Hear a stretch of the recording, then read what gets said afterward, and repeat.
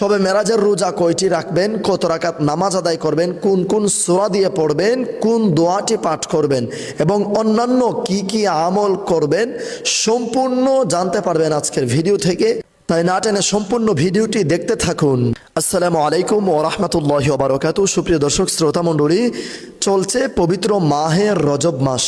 যে রজব মাসকে বদির মাস বলা হয়, আল্লাহর মাস বলা হয়।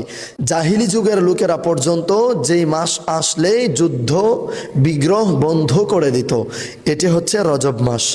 আর এই রজব মাসকে সম্মান জানিয়ে, এই রজব মাসকে মহব্বত করে ভালোবেসে যারা যারা ইবাদত বন্দিগি করবে, আল্লাহ রব্বুল আলামিন এদের জন্যে অফুরন্ত নিয়ামত রেখেছেন, অফুরন্ত রহমত বরকত ফজিলত রেখেছেন।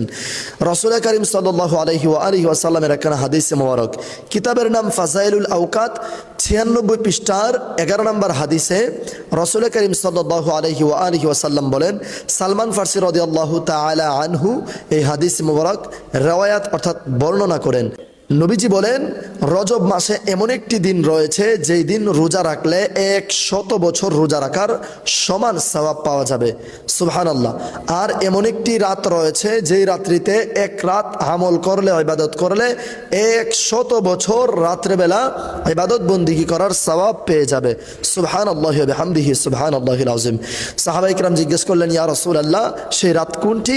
তখন নবীজি বললেন, রজব মাসের 27 তারিখ দিন সেই দিন, রজব মাসের 26 তারিখ দিবাগত রাত সেই রাত, যে রাত্রে ইবাদত বন্দিগি করলে 100 বছর ইবাদতের সওয়াব, যেই দিন রোজা রাখলে 100 বছর দিন রোজা রাখার সওয়াব আল্লাহ রব্বুল আলামিন তার আমল নামায় লিপিবদ্ধ করে দেবেন।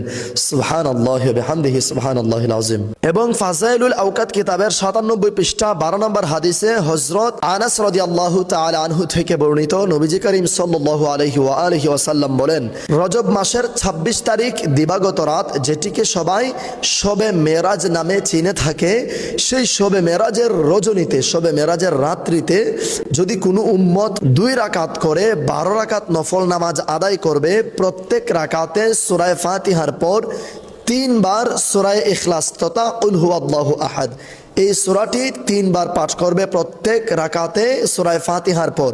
আর শবে মেরাজের নামাজের নিয়ত হচ্ছে, নাওয়াইতু আন উসাল্লি লিল্লাহি তাআলা রাকাতি সালাতিল লাইলাতিম মিরাজ নাফলি মুতাওয়াজ্জিহান ইলা জিহাতিল কাবাতিশ শরীফাতি আল্লাহু আকবার। এই নিয়ত যারা পারবেন না, মনে মনে নিয়ত করে নেবেন আপনি শবে মেরাজের নামাজের নিয়ত করছেন, আল্লাহু আকবার। নিয়ত বাঁধার পর সানা পড়বেন, সানা পড়ার পর আউযু বিল্লাহি